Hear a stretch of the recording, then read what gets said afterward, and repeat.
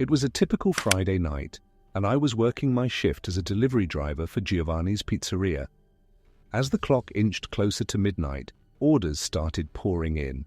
I loved the thrill of the job, zooming through city streets, the warm aroma of freshly baked pizza wafting from the back seat.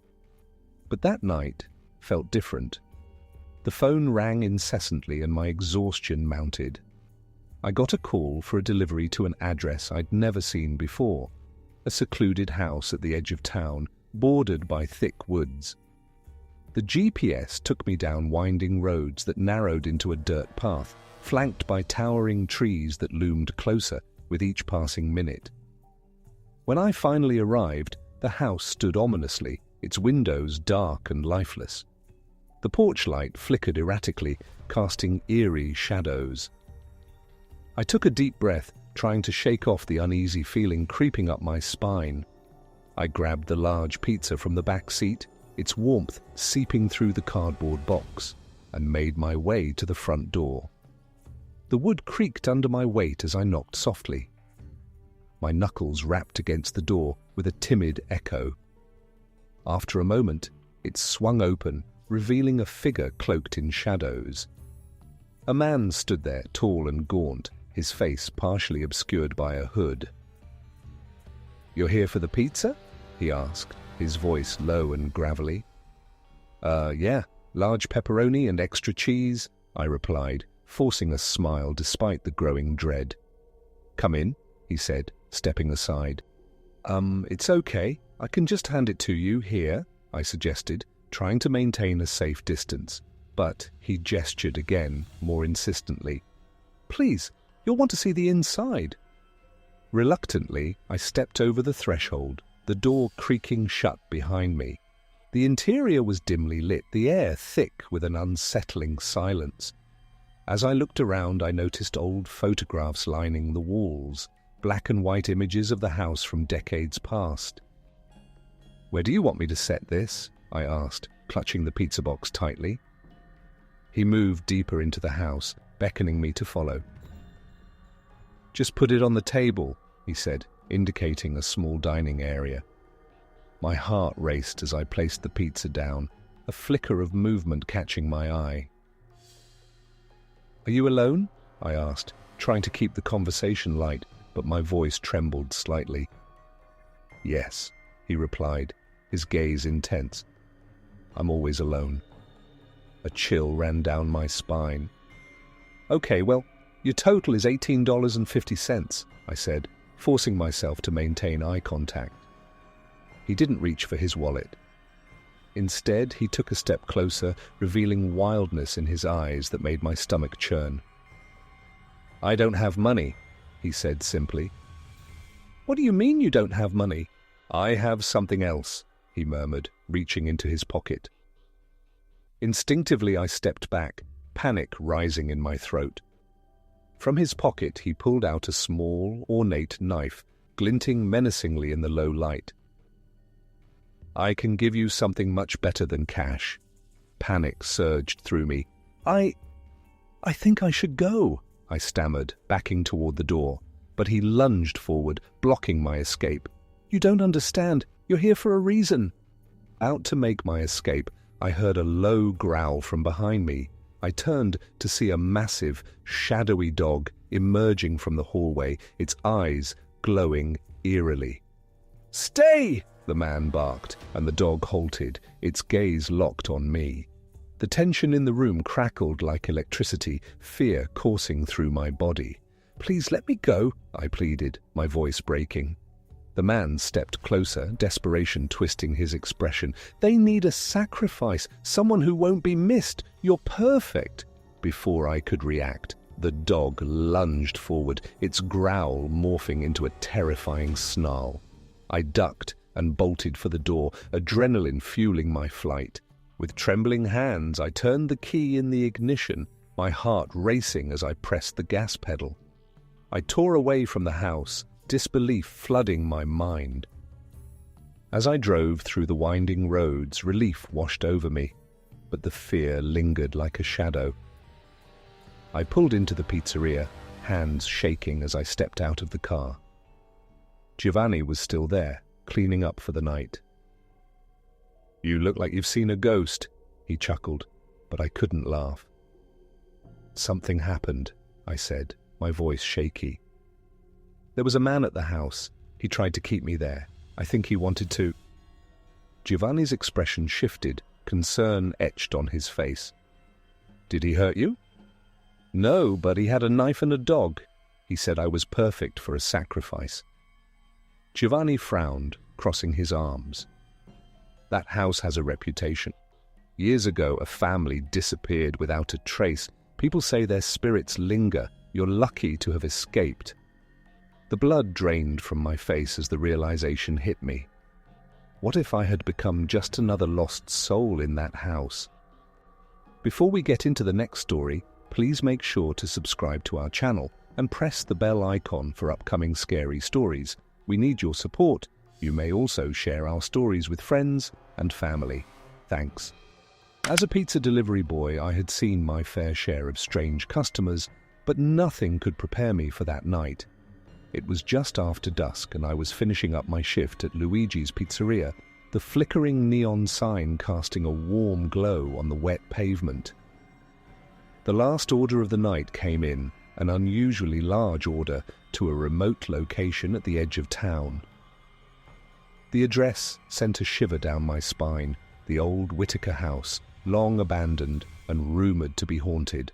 "Don't worry, it'll be a breeze," my manager said, chuckling as he handed me the order. "Just another crazy night in the city."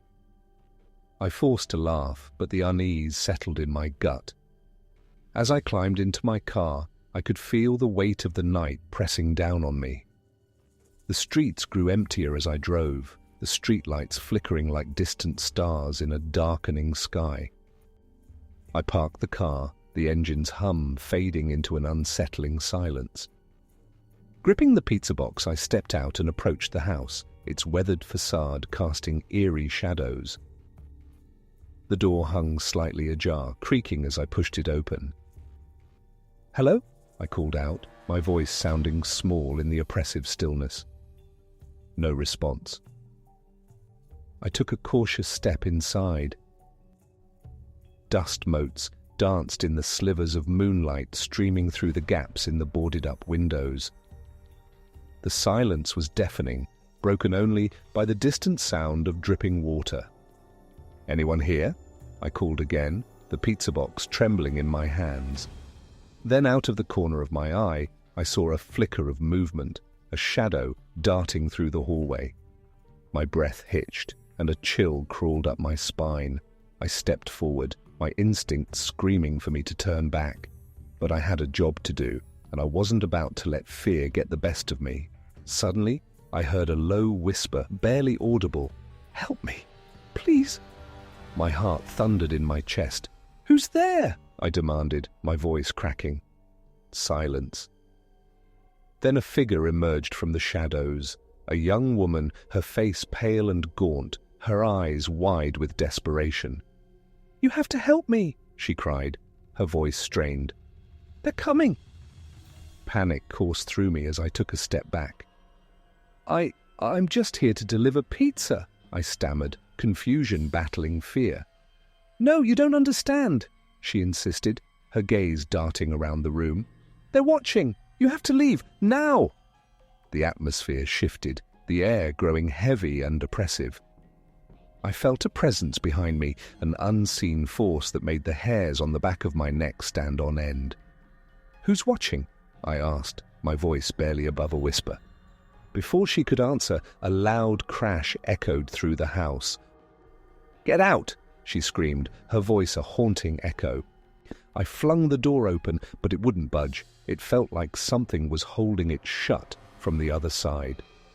"No! Let me out!" I yelled, my voice cracking with fear. Finally, with a final shove, the door flew open and I stumbled outside, gasping for air. As I drove away, I glanced in the rearview mirror, expecting to see the house fading into the distance. Instead, I saw the woman standing in the doorway, her face twisted in horror, mouthing something I couldn't hear. "Help me!" The image haunted me, but I didn't stop. I floored it, racing back into the city, the neon lights blurring past me. But the terror didn't leave me. It clung to my skin like a shadow. When I finally returned to the pizzeria, my hands were still trembling. After my shift, I drove back to the house against my better judgment. As I approached, the moon hung low, casting an eerie glow on the old structure. The door was wide open, inviting me into the darkness once more. I stepped inside, my heart pounding in my chest. Then I heard it again, the whisper, soft and haunting. "Help me!" I followed the sound, each step heavier than the last. The woman appeared again, her face a mask of despair. "You came back," she gasped, her voice trembling. "You have to get out of here. They won't let you go." "Who won't?" I demanded, fear pooling in my stomach. Suddenly, shadows began to shift around us, forming dark shapes that danced at the edges of my vision. The temperature dropped, and I could see my breath in front of me. The walls seemed to pulse, alive with a malevolent energy. "Leave!" she screamed, reaching for me, but the shadows closed in, swirling around her like a storm. "Help me! They're here!" The growl returned, a low rumble that reverberated through the room. My heart raced as I felt the darkness closing in, pressing against my chest. "I can't help you," I shouted, backing away, but my feet felt like they were rooted to the ground. "Please," she begged, tears streaming down her face. "You have to fight them." With a sudden burst of courage, I turned and ran. The shadows reached for me, cold fingers grazing my skin. I sprinted toward the door, but it slammed shut before I could reach it, a force pushing me back. I could hear her cries fading into the chaos, a haunting echo that filled the air. "Let me out! Let me out!" I screamed, pounding on the door, desperation clawing at my throat. In that moment, I remembered the pizza. I fumbled for the pizza box, holding it like a shield. "I'm just a delivery boy," I shouted, my voice breaking. "I just wanted to bring you food." The shadows hesitated, swirling around me, and for a brief moment, the grip of terror loosened. "You're not one of them," the woman whispered, her voice laced with hope. "They feed on fear. Show them you're not afraid." I took a deep breath, grounding myself. "I won't be afraid," I yelled, my voice ringing out with determination. "You can't have me."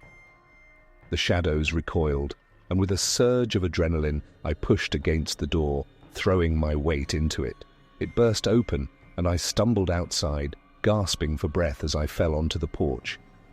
But as I turned to look back, the house was engulfed in darkness. The woman stood at the threshold, her face a mask of sorrow. "Help me," she mouthed, but the shadows wrapped around her, pulling her back into the void. I couldn't move. I watched, horrified, as the house seemed to consume her, the darkness swallowing her whole. I turned and ran, my feet pounding against the ground, the terror fueling my escape. I didn't stop until I reached my car, jumping in and slamming the door shut. I drove away, tears streaming down my face, the echoes of her plea haunting me. As I sped through the night, I felt the weight of the darkness still clinging to me. I had escaped, but the realization crashed over me. Some souls were trapped forever in the shadows, and no amount of pizza deliveries could save them. It was a typical Saturday night, and I was working the late shift at Joe's Pizzeria. I had always loved the thrill of deliveries. It was the unpredictability that kept things exciting. But that night felt different. The phone rang, breaking the silence. "Joe's Pizzeria, how can I help you?" I answered, trying to keep my tone cheerful. "I need a large meat lover's pizza delivered to 29 Elm Street, and I need it fast." The voice on the other end was low, almost a whisper, yet it sent a shiver down my spine. "Sure, no problem," I replied, jotting down the address. I recognized the name. 29 Elm was an old, run-down building at the edge of town, long rumored to be abandoned. My stomach twisted, but but the thought of a hefty tip motivated me to go. As I turned onto Elm, the atmosphere shifted. The houses were decrepit, their windows boarded up, and the street lamps flickered ominously, casting long shadows. When I arrived at 29 Elm, I felt a chill creep over me. The building loomed in front of me, its exterior cracked and crumbling. I parked and hesitated, my heart pounding in my chest. "It's just a delivery," I muttered to myself, clutching the pizza box tightly. I approached the front door, which creaked open as if inviting me in. "Hello? Pizza delivery?" I called out, my voice echoing in the stillness. No answer, just the sound of my own heartbeat reverberating in my ears. I stepped inside, the air thick with dust and the scent of mildew. The dim light revealed a dilapidated interior, walls peeling, floors warped. "Anyone here?" I called again, but my voice fell flat, swallowed by the darkness. Then I heard it, a soft thud, followed by a low, raspy whisper. "Help! Me!" My heart raced as I followed the sound, moving deeper into the house. The whispers grew louder, more desperate. "Please, help! Who's there?" I shouted, fear creeping into my voice. I turned a corner and saw a figure in the shadows, their back to me, hunched over. "Please, I need help," the figure begged, turning slowly. My breath hitched in my throat. It was a woman, her face gaunt and pale, eyes wide with terror. "Are you okay?" I asked, my instinct to help battling with the rising dread. "What happened?" "They're coming for me," she whispered, her voice trembling. "You have to get out before it's too late." Before I could respond, the temperature in the room dropped, and I felt a presence behind me. A cold breeze swept through the hallway, carrying a scent of decay. I turned, but nothing was there, just darkness pressing against the walls. "Run!" the woman screamed, her eyes wild with fear. I didn't hesitate. I turned and bolted for the door, but it slammed shut in front of me, an unseen force holding it shut. Panic surged through me as I pounded on the door. "Let me out, please!" "Stay calm," she shouted. "You need to focus. They feed on fear." Just then, I heard a low growl vibrating through the air. Shadows flickered in the corners of the room, twisting into shapes that seemed to dance around me. I backed away from the door, my heart racing as I realized we were not alone. "Who are they?" I asked, desperation clawing at my throat. "They are the lost," she said, her voice shaking. "Those who came before us. They take what they want, and they will take you if you show fear." "What do I do?" I stammered, feeling the shadows close in around me. "Don't let them see your fear," she pleaded, her voice urgent. "You must stand strong." Suddenly the shadows lunged toward me, swirling like a tempest. I could feel their cold breath, the weight of despair pressing down. "No!" I shouted, fighting against the rising tide of terror. "I won't let you take me!" In that moment, something within me shifted. I remembered why I took this job, the thrill, the rush, the satisfaction of overcoming the unknown. I felt a surge of defiance. "I'm just a pizza delivery guy," I yelled. "You can't have me." The shadows hesitated, flickering uncertainly. I seized the opportunity, charging toward the door. With a forceful push, it flew open, and I stumbled outside, gasping for air as the cool night embraced me. I turned to look back, heart pounding. The woman stood in the doorway, her face a mask of fear and relief. "Go!" she screamed. "Get out of here!" Without looking back, I sprinted to my car, fumbling for the keys. As adrenaline coursed through me, I jumped in, slammed the door, and started the engine. The growls from the house echoed in my mind, but I didn't care. I was free. As I sped away, the lights of the town flickered in the distance, and the weight of the shadows lifted, but I could still hear the echoes of her voice, warning me to never return. When I got back to Joe's, my hands were shaking, as I recounted the tale to my co-workers. "You're joking," my friend Mike said, laughing nervously. "No one lives there anymore." "But I saw her," I insisted, my voice rising. "She was real, I swear." "You need to take a break, man," another co-worker said, patting my back. "It's just an old house." But deep down, I knew what I had felt, the presence of something dark and hungry. As I closed up that night, I glanced out the window at the now distant silhouette of the Hartman house, an ominous shadow against the night sky. I vowed then and there to never make another delivery to that cursed address. Some places held secrets too dark to confront, and some deliveries were best left undelivered.